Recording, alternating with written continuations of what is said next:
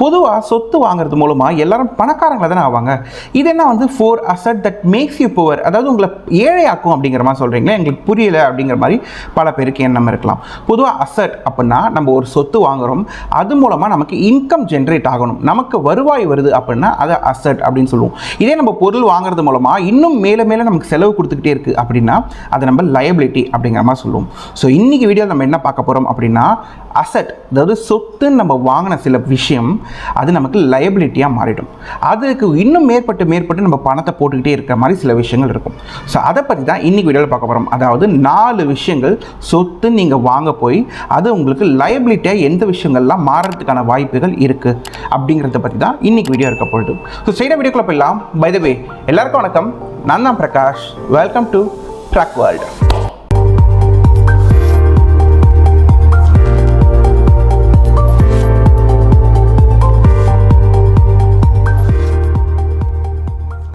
First என்ன அப்படின்னு பார்த்தா அப்பார்ட்மெண்ட்ஸ் இல்லாட்டி ஃப்ளாட்ஸ் அப்படிங்கிற மாதிரி சொல்லுவோம். அண்ட் இதில் பல பேருக்கு வந்து இப்போ உடனே ஷாக் ஆகலாம். எப்படி ஒரு அப்பார்ட்மெண்ட் இல்லை ஒரு ஃப்ளாட்ஸ் நம்ம வாங்குறோம், அது எப்படி வந்து உங்களுக்கு லயபிலிட்டியாக இருக்கும், அது கண்டிப்பாக சொத்து தானே நமக்கு ஒரு அசட் அப்படி தான் வந்து பல பேருக்கு தோணும்.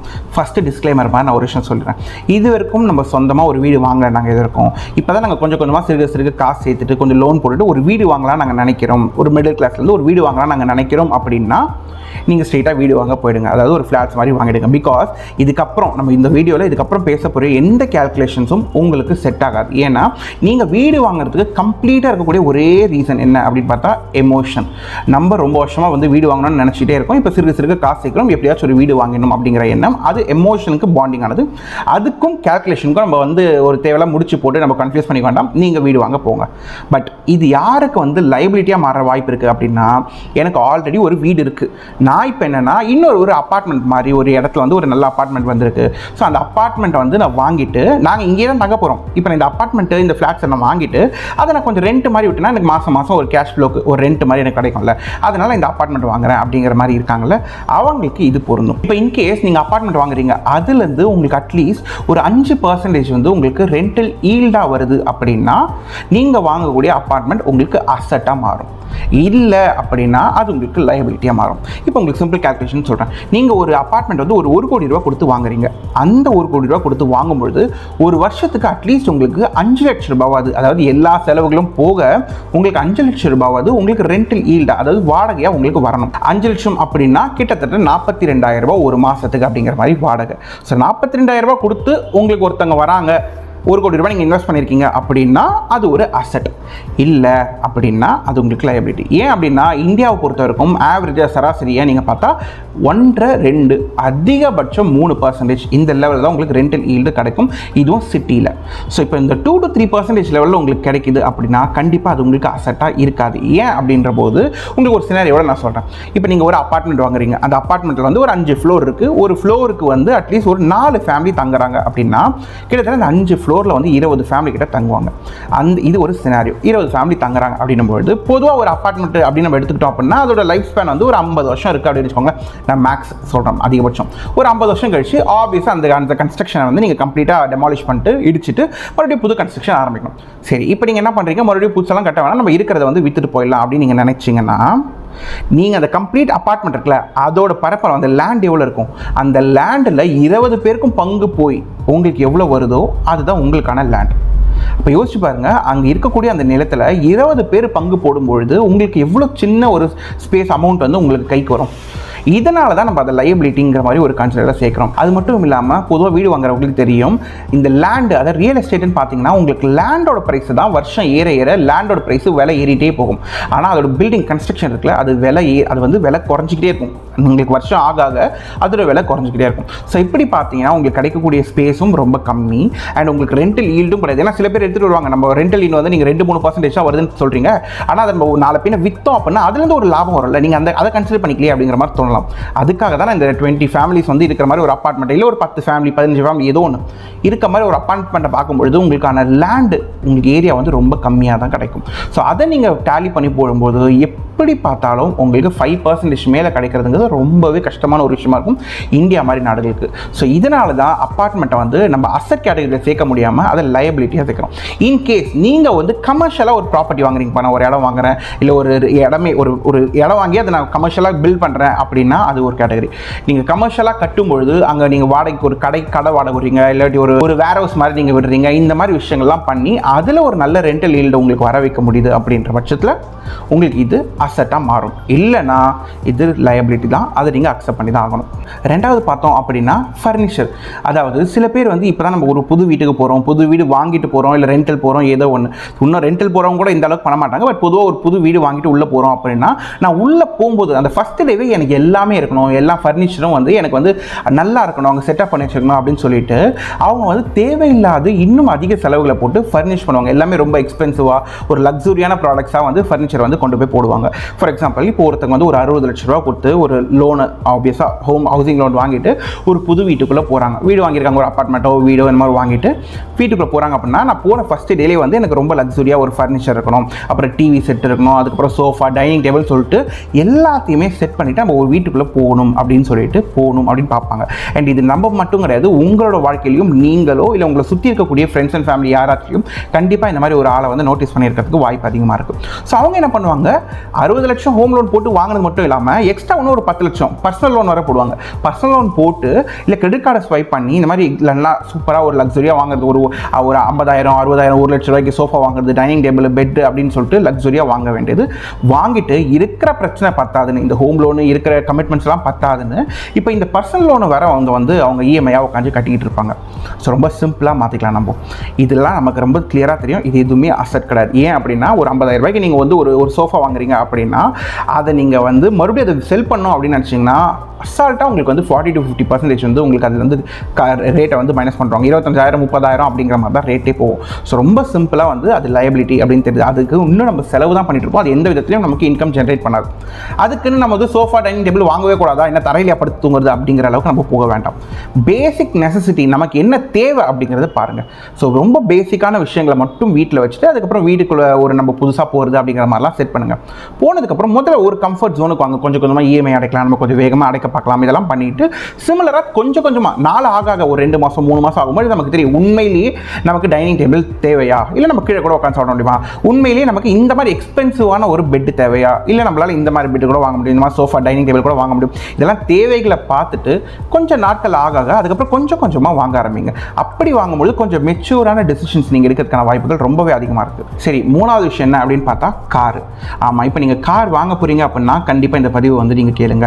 ஸோ ஆல்ரெடி ஒருத்தங்க கார் வாங்கியிருக்காங்க அப்படின்னா அவங்களுக்கு தெரியும் இது அசட்டா இல்லை லயபிலிட்டியா அப்படின்ட்டு. ஏன்னா ஒரு காரை நீங்கள் வாங்குறதுக்கு முன்னாடி என்ன நினைப்போம், காருங்கிறது நம்ம ஒரு 5 லட்சம் 10 லட்சம் போட்டு நம்ம காசு போட்டு அதை வாங்குறோம், அது ஒரு அசட், அது ஒரு சொத்து தானே, நான் வாங்கினது ஒரு சேர்த்து வச்ச ஒரு சொத்து தானே அப்படின்னு பல பேருக்கு தோணலாம். ஆனால் உண்மையிலேயே கார் வாங்கினவங்களுக்கு தான் தெரியும் அது லயபிலிட்டி அப்படின்ட்டு. ஏன் அப்படின்னா கார் வாங்கினதுக்கப்புறம் உங்களுக்கு தெரியும் அது வந்து அதிகமாக செலவு வந்து இன்சூரன்ஸுக்கு, அதோட பெட்ரோல், ஃபியூவலுக்கு, ட்ராவலுக்கு, அந்த நம்ம ஃபாஸ்டாகுக்கு அப்படி இப்படின்னு சொல்லிட்டு லொட்டலோஸுக்குன்னு சொல்லிட்டு ஏகப்பட்ட செலவு வந்து அந்த கார் வைக்கும். அந்த காரை மெயின்டைன் பண்ணுறதுங்கிறதே ஒரு பெரிய தலைவலியான ஒரு விஷயமா இருக்கும். அதனால் அதை அசட் கேட்டகரியில் வைக்காதீங்க. இது யாருக்கு அசட்டாக மாறலாம், சொத்து மாதிரி மாறலாம் அப்படின்னா, நான் காரை வச்சுட்டு ஒரு பிஸ்னஸ் மாதிரி பண்ணுறேன். லைக் கார்பரேட்டுக்கு வந்து இப்போ எம்ப்ளாயிஸ்க்கு வந்து கார் பிஸ்னஸ் ட்ராவல் பண்ணுறேன், ஸோ அது உங்களை எடுத்துகிட்டு போய் பிக்கப் பண்ணி ட்ராப் பண்ணுறது, இந்த மாதிரி நான் பிஸ்னஸ் பண்ணி பண்ணுறேன். ஸோ என்னோட எல்லா செலவுகளும் போய் இஎம்ஐ அது இதில் லோட்டலஸ்க்கு எல்லா செலவுகளும் போயிட்டு எனக்கு அட்லீஸ்ட் ஒரு 10,000 20,000 நிற்கிதுப்பா அப்படின்னாலோ, இல்லை எனக்கு இஎம்ஐ கட்டுறது அதெல்லாம் சேர்ந்தால் கூட அட்லீஸ்ட் எனக்கு கையில் நெட் கையில் காசு இருக்குது, அவங்க வண்டி ஓட்டுற டிரைவருக்கு எல்லா செலவுகளும் கொடுக்க போய் கூட எனக்கு கையில் ஒரு காசு நிற்கிது அப்படின்னா அவங்களுக்கு இது அசட். ஏன்னா அவங்களுக்கு அதுலேருந்து ஒரு இன்கம் வருது. இல்லை எனக்கு வந்து பர்சனல் யூஸ்க்காக தான் நான் அதை வச்சுருக்கேன் அப்படின்னா அது உங்களுக்கு லைபிலிட்டியாக தான் அதிக வாய்ப்புகள் இருக்குது. சில பேர் சொல்லலாம், இப்போ நான் வந்து காருங்கிறது நான் ஒரு எமோஷனாக பார்க்குறேன், என்னோட ஃபேமிலி எங்கள் அம்மா அப்பா வந்து ஏன்னா இது எனக்கு கூட சொல்லியிருக்காங்க, எனக்கு தெரிஞ்ச சில பேர் வந்து சொல்லியிருக்காங்க, இப்போ நான் காருங்கிறது வந்து நான் பர்சனல் எமோஷனாக கனெக்ட் பண்ணுறேன், என்னோட அம்மா அப்பாவை நான் கூட்டு போகிறதுக்கு, என்னோட ஃபேமிலி பீப்புள் நான் கூட்டு போகிறதுக்கு, அவங்க முகத்தில் நான் சந்தோஷம் பார்க்குறேன்ல. ஸோ இந்த இடத்தாண்ட வந்து நான் வந்து இதை வந்து நான் அசட்டு சொத்து இது மாதிரிலாம் நான் பார்க்க முடியாது, அசட்டாக லைபிலிட்டிலாம் பார்க்க முடியாது, எனக்கு அந்த நேரத்தில் எமோஷனாக தேவைப்படுது, அதனால் நான் வாங்குறேன் அப்படின்னா இந்த இடத்த தெளிவாக சொல்கிறேன், இது கம்ப்ளீட்டாக எமோஷன் பேஸ்டு நீங்கள் வந்து ஒரு டெசிஷன் எடுக்கிறீங்க அப்படின்னா கம்ப்ளீட்லி ஃபைன், நீங்கள் தாராளமாக எடுங்க. நீங்கள் வந்து இல்லை நான் வந்து இது சொத்து நினச்சி தான் வாங்குறேன் அப்படின்னா அங்கே தான் நான் தப்புன்னு சொல்கிறேன். இது லைபிலிட்டின்னு தெரிஞ்சு நீங்கள் வாங்குறீங்க அப்படின்னா கம்ப்ளீட்லி ஃபைன். பட் இதை சொத்துன்னு நினச்சி வாங்காதீங்க. It's not an asset. அதுதான் பாயிண்ட்டே. உங்களுக்கு வந்து இன்கேஸ் எனக்கு சின்ன சின்ன எமர்ஜென்சிக்கு தான் தேவைப்படுது, கார் தேவைப்படுது அப்படின்னா நீங்கள் சிம்பிள் ஓலா ஊபர்னு சொல்லிட்டு நிறைய நமக்கு ஆன்லைன் பிளாட்ஃபார்ம்ஸ் இருக்குது, நீங்கள் அதில் போகலாம். இல்லாட்டி இன்னும் சில இடங்களில் வந்து கார் எனக்கு ஓட்ட பிடிக்கும் அப்படின்னா ரெண்டல் கார்ஸ் கூட நமக்கு இருக்குது. ரெண்டல் கார் வாங்கிட்டு கூட நம்ம அது 5 சீட்டரோ இல்லை 7, 9 சீட்டர் என்ன வேணும் நீங்கள் சீட்டர் வாங்கிட்டு ஃபேமிலியோட கூட நீங்கள் ஒரு ட்ராவல் பண்ணணும் அப்படின்னாலும் பரவாயில்ல. ஏன்னா அதுக்கு நீங்கள் ஒரு சின்ன ட்ராவல் பண்ணும்போது மிஞ்சி போனால் 2000, 4000, 5000, 10,000 கூட ஆகுதுன்னு வச்சுக்கோங்களேன். அதை நீங்கள் கொடுத்துட்டு சைலண்டாக அதோட உங்களுக்கு அந்த காருக்குமான அட்டாச்மெண்ட் இல்லாமல் நீங்கள் உங்கள் வேலையை பார்க்க ஆரம்பிச்சிடுவீங்க. பட் ஒரு காரை நீங்கள் சொந்தமாக வாங்க ஆரம்பிச்சிட்டிங்க அப்படின்னா அதுக்கு எல்லா மெயின்டெனன்ஸ் எக்ஸ்பென்ஸும் நீங்கள் பார்க்கும்பொழுது ஒரு வருஷத்துக்குன்னே பெரிய பட்ஜெட்டில் உங்களோட பட்ஜெட்லேருந்து பெரிய அமௌண்ட் வந்து அதுக்குன்னு எடுத்து வைக்கணும். ஸோ அதை கம்பேர் பண்ணும்போது நீங்கள் இந்த மாதிரி ரெண்டல் காசை நீங்கள் வேணும்னா யூஸ் பண்ணிக்கலாம். பாயிண்ட் என்னென்னா கார் வாங்குறதும் வாங்காததும் உங்களோட தனிப்பட்ட பர்சனல் ஒப்பீனியன் மட்டும்தான். ஆனால் அதை அசட்டுன்னு நினச்சி வாங்க வேண்டாம். இட்ஸ் அ லயபிலிட்டி அப்படிங்கிறது தெரிஞ்சு நீங்கள் வாங்க போகிறீங்க அப்படின்னா இட்ஸ் யுவர் ஆப்ஷன். ஸோ ஃபைனலாக பார்த்தா வந்து எலக்ட்ரானிக் ஐட்டம்ஸ். அதாவது சில பேருக்கு தோணலாம் எலக்ட்ரானிக் ஐட்டமாக நானே ஒரு 10,000, 20,000 ஃபோனை வச்சு வாழ்க்கையை ஓட்டிக்கிட்டு இருக்கேன், எனக்கு என்ன எலக்ட்ரானிக் ஐட்டம் வந்து இதுவாக போயிட போகுது, அதாவது லயபிலிட்டியாக போயிட போகுது அப்படின்ட்டு. வெயிட், இது உங்களுக்கானது கிடையாது. அதாவது சில பேர் இருப்பாங்க, சில பேர் கொஞ்சம் ப்ரெஸ்டீஜுக்காக கொஞ்சம் கெத்துக்காக வந்துட்டு கேட்ஜெட்ஸை அப்டேட் பண்ணிகிட்டே இருப்பாங்க. நீங்கள் உங்கள் சர்க்கிள்லேயே பல பேரை பார்த்துருக்கலாம். நான் முன்னாடி iPhone 13 வச்சுருந்தேன், 14 வந்தால் 14க்கு அப்டேட் பண்ணுவேன், இப்போ 15, 16ன்னு சொல்லிட்டு இந்த மாதிரி அப்டேட் பண்ணிகிட்டே இருப்பேன் நான் என்னோட ஃபோன்ஸை. அப்புறம் டிவி பார்த்தா வீட்லேயே வந்து 2-3 டிவி இருக்கும். அதில் வந்து பல நேரங்களில் நம்ம டிவியை கூட ஆன் பண்ணியிருக்க மாட்டோம். டிவி அப்கிரேட் பண்ணிட்டே இருக்குது, ஃப்ரிட்ஜ் அப்கிரேட் பண்ணுறது, லேப்டாப் வந்து புது லேப்டாப் வாங்குறது, இல்லை லேப்டாப்பு ஃபோன் எல்லாமே இருக்கும், கூட ஒரு டேப் வச்சுக்கிறது. இந்த மாதிரி கேட்ஜெட்ஸ் அப்டேட் பண்ணிகிட்டே இருப்பாங்க, எலக்ட்ரானிக் ப்ராடக்ட்ஸ் அப்டேட் பண்ணிகிட்டே இருப்பாங்க. ஸோ இவங்களுக்கெல்லாம் தான் இந்த பதிவு. சிம்பிள். உங்களுக்கு நீங்கள் வச்சுட்டு இருக்க பொருள் உண்மையிலேயே உங்கள் மனசை விட்டு சொல்லுங்கள், உண்மையிலேயே நீங்கள் வச்சுட்டு இருக்க பொருள் எல்லாத்தையுமே நீங்கள் யூஸ் பண்ணுறீங்களா இல்லையா, இவ்வளோ தான். எந்த அளவுக்கு நீங்கள் அதை வந்து ப்ராடக்டாக யூஸ் பண்ணுறீங்க. ப்ராடக்ட்னு விடுங்களேன், சிம்பிளாக அதை முதல்ல யூஸ் பண்ணுறோமா நம்ம டே டு டே லைஃப்பில் அப்படிங்கிறதுலேயே உங்களுக்கு தெரிஞ்சிடும் நீங்கள் அதை வந்து தேவைக்கு வாங்கிருக்கீங்களா இல்லை ஆசைக்கு வாங்கிருக்கீங்களா அப்படிங்கிறது. ஸோ இந்த வீடியோ வந்து உங்களுக்கு வலியுறுத்துற விதமாக ஒரே விஷயம் தான் சொல்ல போகுது.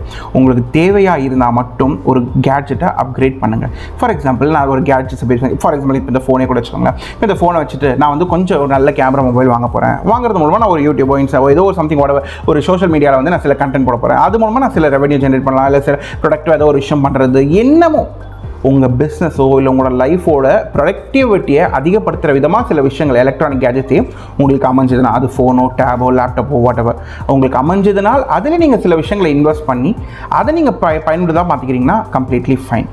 இல்லை நான் சும்மா கொஞ்சம் கெத்துக்காக தான் வந்து நான் மாற்றிக்கிட்டே இருக்கேன், இல்லை எனக்கே பர்சனலாக பிடிக்கும், நான் முன்னாடி iPhone 14 வச்சுட்டு இருந்தேன், இப்போ அதை 15 அப்கிரேட் பண்ணுறது எனக்கு ஒரு மாதிரி க்ரேஸாக இருக்குது அப்படிங்கிற மாதிரி இருந்தீங்கன்னா sorry, it's time to stop. ஏன் அப்படின்னா இப்போ இந்த Amazon, Flipkart இவங்கெல்லாம் வந்து இந்த கிரேட் இண்டியன் சேல்ஸு, அதுக்கப்புறம் பிக் பில்லியன் டே இந்த மாதிரிலாம் போடுறதே வந்து நம்மளை டெம்ப்ட் ஆக்கி அந்த டைமில் ஆஃபருங்கிற பேரில் நமக்கு இன்னும் அதிகமாக செலவு பண்ண வைக்கிறது மட்டும்தான். ஸோ கொஞ்சம் உஷாராக இருந்துக்கிறது விதமாக என்னென்னா நம்ம இதெல்லாம் அவாய்ட் பண்ணிவிடுவோம். நமக்கு எப்போ தேவையோ அப்போ மட்டும் அதை நம்ம வாங்கலாம். நீங்கள் அதை தேவைக்கு பயன்படுத்தி அதுலேருந்து ரெவென்யூ ஜென்ரேட் பண்ணீங்க அப்படின்னா இதே எலக்ட்ரானிக் பொருள் அது எவ்வளோ ரூபா வந்தாலும் அது உங்களுக்கு அசட்டாக கன்சிடர் ஆகும். அது உங்களுக்கு தேவையில்லாத இன்னும் செலவுகள் தான் ஏற்றிட்டு இருக்கு அப்படின்னா சிம்பிள், அது லைபிலிட்டி தான் போகும். ஸோ இப்போ நம்ம வந்து உங்களுக்கு ஒரு கிளாரிட்டி கிடச்சிருக்கோம். எதெல்லாம் நம்ம சொத்து நினச்சி வாங்கினா விஷயங்கள் எல்லாம் லைபிலிட்டியாக இருக்குது அப்படின்னு சொல்லிட்டு. அதாவது நம்ம வந்து ஃபஸ்ட்டு அப்பார்ட்மெண்ட்டில் ஆரம்பித்து இந்த காரு, எலக்ட்ரானிக்கு, இந்த ஃபர்னிச்சர் இந்த மாதிரி சொல்லிட்டு 4 விஷயங்களை பற்றி வந்து நம்ம பார்த்துருப்போம். இது எல்லாமே நீங்கள் அசட் நினச்சிட்டு இருந்தீங்க அப்படின்னா ப்ளீஸ் ஸ்டாப். இதெல்லாம் லைபிலிட்டி. அண்ட் இது அசட்டாக மாற்றுறதும் லைபிலிட்டியாக மாற்றுறதும் கம்ப்ளீட்டாக ஒவ்வொருத்தரை பொறுத்து தான் இருக்குது. இது கம்ப்ளீட்டாக நம்ம ஒரே ஒரு ஆன்சரை வந்து இதெல்லாம் வந்து வெறும் லைபிலிட்டி அப்படின்னு நம்ம மென்ஷன் பண்ணுறது. உங்களோட பயன்பாட்டை பொறுத்து தான் இது வந்து லைபிலிட்டியாக அசட்டாக அப்படிங்கிற ஒரு விஷயம் இருக்கும். ஸோ இந்த வீடியோ நீங்கள் ஏதோ நான் ஒரு அப்பார்ட்மெண்ட் வாங்க போனால், ஒரு வீடு வாங்குறது, ஒரு காரு, இந்த மாதிரி ஏதோ ஒரு வாங்கலான்னு ஒரு மைண்ட் செட்டில் இருந்தேன். பட் அதுக்கு முன்னாடி இந்த வீடியோ பார்த்து நல்ல வேலை எனக்கு கிளாரிட்டி ஆயிடுச்சு. இப்போ நான் அதை வாங்கணுமா வேணாமான்னு ஒரு யோசிக்கிறேன், இல்லை அது வேண்டாம் அப்படின்னு எனக்கு தோணுது அப்படிங்கிற மாதிரி உங்களுக்கு மைண்ட் செட் இருந்தது அப்படின்னா தயவு செஞ்சு இந்த வீடியோக்கு லைக், சப்ஸ்கிரைப் பண்ணிட்டு பக்கத்தில் பெல் ஐக்கானும் கிளிக் பண்ணுறாங்க. இல்லை எனக்கு அப்படிலாம் ஐடியா இல்லை, ஆனால் என் ஃப்ரெண்டும் என் ஃபேமிலியில் யாரோ ஒருத்தங்க வந்து இந்த மாதிரி சொல்லிட்டு இருக்காங்க, இதெல்லாம் வாங்க போகிறேன் அப்படிங்கிற மாதிரி சொல்லிட்டு இருக்காங்க அப்படின்னா அவங்களுக்கு இந்த வீடியோ ஷேர் பண்ணுங்கள். ஷேர் பண்ண அவங்க தெரிஞ்சுக்கிட்டோம் நீங்கள் வாங்க போகிறது லைபிலிட்டி தான் அப்படின்ட்டு. அது லைபிலிட்டின்னு தெரிஞ்சதுக்கப்புறம் நீங்கள் வாங்குறீங்கன்னா அது உங்களோட ஆப்ஷன் ஆப்வியஸாக இல்லை. ஏன்னா உங்களோட பணம் நீங்கள் தான் செலவு பண்ண போகிறீங்க. ஐ மீன் யாருக்கும் எந்த அஃபென்ஸும் கிடையாது, கரெக்டாக. பட் அது தெரிஞ்சுக்கிட்டு பண்ணுங்கள் அப்படிங்கிறத மட்டும் தான் நம்ம சொல்கிறோம். ஸோ இந்த வீடியோ உங்களுக்கு ரொம்ப ஹெல்ப்ஃபுல்லாக பயனுள்ளதாக இருக்கும் அப்படின்னு நான் நினைக்கிறேன். அண்ட் இந்த வீடியோ பற்றோ இல்லை நம்ம சேனலை பற்றி ஏதாச்சும் கருத்துக்கள் இருக்குது, இல்லை எந்த மாதிரி சேனல் வீடியோஸ் போடலாம் அப்படிங்கிற மாதிரி உங்களுக்கு எந்த ஐடியாவாக இருந்தாலும் கீழே கமெண்ட்ஸில் சொல்லுங்கள். நம்ம வந்து அதை கண்டிப்பாக வந்து அடுத்தடுத்தது கொண்டு போவோம் அதே மாதிரி. ஸோ இவ்வளோ நேரம் வீடியோ பார்த்த எல்லாருக்குமே ரொம்ப நன்றி. அண்ட் மறுபடியும் நல்ல ஒரு இன்ஃபர்மேட்டிவ் வீடியோவில் உங்களை மீட் பண்ணுறேன். Till then take care, have a nice day. பேக்வேர்ல்டு.